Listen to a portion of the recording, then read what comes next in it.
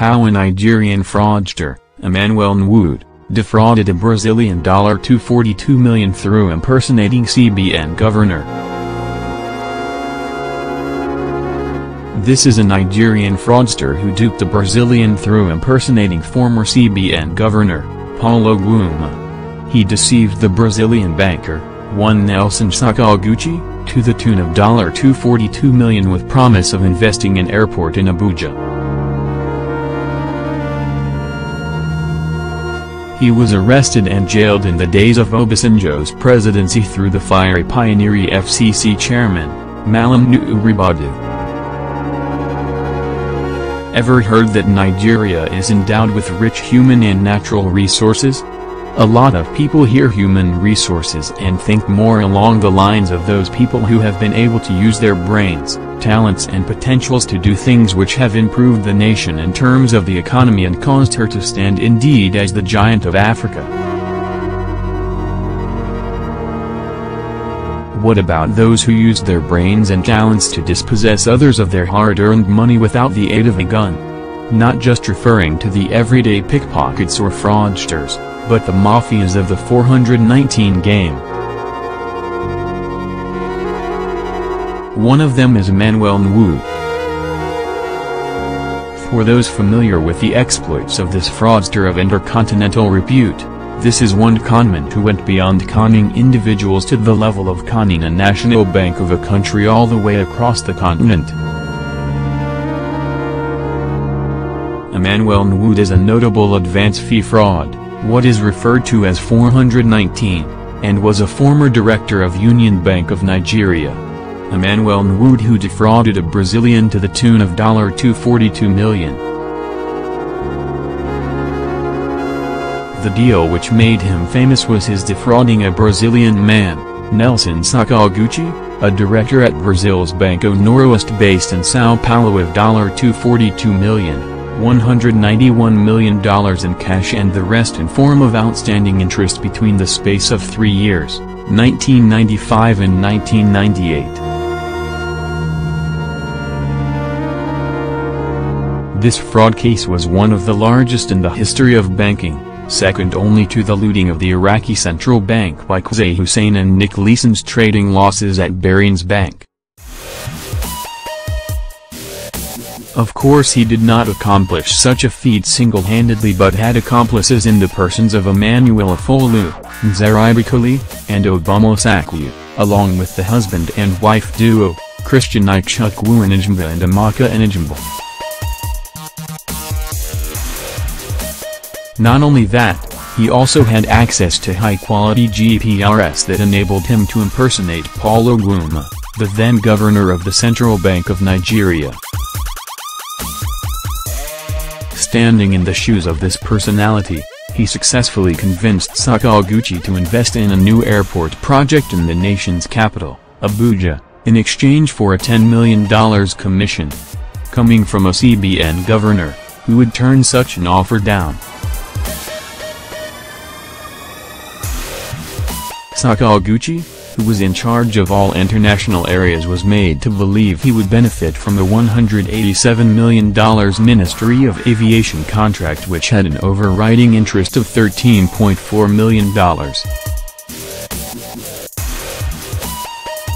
All he had to do to get this benefit was to facilitate its execution by contributing financially. Sakaguchi swallowed the bait, hook, line and sinker, and began pumping in Noroeste's money, without approval from his superior officers, into accounts designated by the conman. Through tales that the contract money was ready for payment and supported by fake letters purported to have emanated from the office of the then governor of the Central Bank of Nigeria, Paulo Guima, Nwude and his fellow collaborators urged Sakaguchi on for more funds and, in the process, fleeced Banco Noroeste extensively.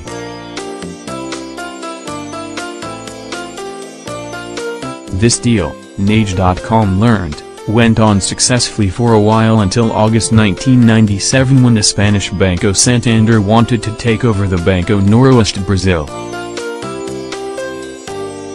When a joint board meeting was done in December of that year, An official from Santander, Mr. Antonio Horta, who was also the president-designate of the proposed Santander Noroeste Group, inquired into why a large sum of money, which amounted to 40% of Noroeste's total value and half of their capital, was sitting in the Cayman Islands unmonitored.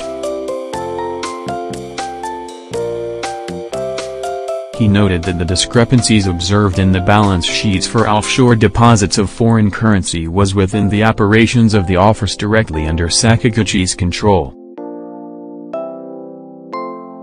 Horta demanded an explanation from one of the bank's two managers of operation and control, Mr. Jaime Marques de Souza, who in turn requested the bank's accounting manager, Mr. Pedro de Carvalho, to investigate the discrepancies. How a Nigerian fraudster, Emmanuel Nwude, defrauded a Brazilian $242 million through impersonating CBN governor. This led to intensive criminal investigations in Brazil, Britain, Nigeria, Switzerland, and the United States. The investigation, conducted while Sakaguchi was on vacation, revealed how he facilitated the fraudulent misappropriation of a sum of $242 million.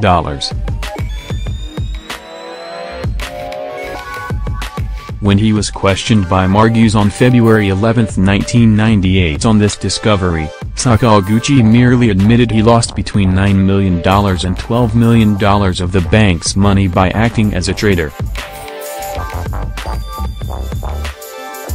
This development led to a full-scale audit of the transaction done by Sakaguchi. However, since the sale could not await the outcome of the investigations, the Simonson and Cochran families, the owners of Banco Noroeste, paid the $242 million bill themselves, but even that did not stop the Banco Noroeste from collapsing in 2001. The audit was carried out by the bank's audit department and its external auditors, PricewaterhouseCoopers. But before the audit report was submitted, Matos, Marques and other executive officers from its internal audit and legal departments held a meeting with Sakaguchi on February 11, 1998. At the meeting, the troubled banker admitted that he had invested Banco Noroeste's money in the construction of an airport in Nigeria, although he refused to state the exact amount. But he argued before his interviewers that the investment was profitable and would certainly deliver huge returns for the bank. He also admitted he made payments to Amida Santo, which means a voodoo priestess, apparently for spiritual assistance on the deal he entered into with Nwude and his collaborators. The huge sum involved in the saga, as well as countless other reports of similar frauds they had done and the dirty image they gave Nigeria, eventually spurred the President Olusegun Obasanjo administration into taking decisive action to cage the conman. At the instance of President Olusegun Obasanjo, the Economic and Financial Crimes Commission, EFCC, was created by the Nigerian National Assembly in 2002, and by February 2004, he was arrested along with his allies and charged in the Abuja High Court with 86 counts of fraudulently seeking advance fees and 15 counts of bribery related to the case. As most people would do in their position, they all pleaded not guilty. Former President Olusegun Obasanjo established the EFCC that arrested him in 2004. They were immediately warned off of bribing the court staff by Abuja High Court Judge Lawal Gumi, after he alleged that money was going around. The defense team assured that nothing would be done to bring scandal to the administration of justice. By July 2004, Judge Lawal Gumi threw out the case, claiming that since the crime did not take place in Abuja, he had no jurisdiction over it, and said that the proper place for the case would be the Lagos High Court, being the location from which the acts were perpetrated. The defendants were immediately rearrested after stepping outside the courthouse, and the case was moved to Lagos. In 2005, Emmanuel attempted to bribe Nwude, then head of EFCC, with $75,000 cash and was charged in connection with the attempted bribery in addition to the attempted kidnapping of a prosecution witness. In July 2005, one of the accomplices, Emmanuel Nwude, spilled the beans and admitted to aiding the fraud. She was then sentenced to 2.5 years in prison and ordered to repay $25.5 million. Eventually, Emmanuel Nwude and pleaded guilty after hearing the testimony of one of the prosecution witness from Sakaguchi, in hopes of getting a more lenient sentence. They were sentenced to 29 years in prison collectively, with Nwude receiving 5 concurrent sentences of 5 years, totaling 25, and Akoli receiving 4. All of Nwude's assets were confiscated to be returned to the victim, and a $10 million fine was imposed to be paid to the Nigerian federal government.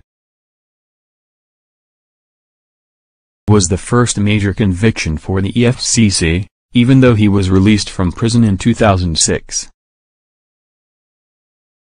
As soon as he was released, he made moves to recover some assets via a lawsuit, claiming that some of the assets were acquired before the offense was committed.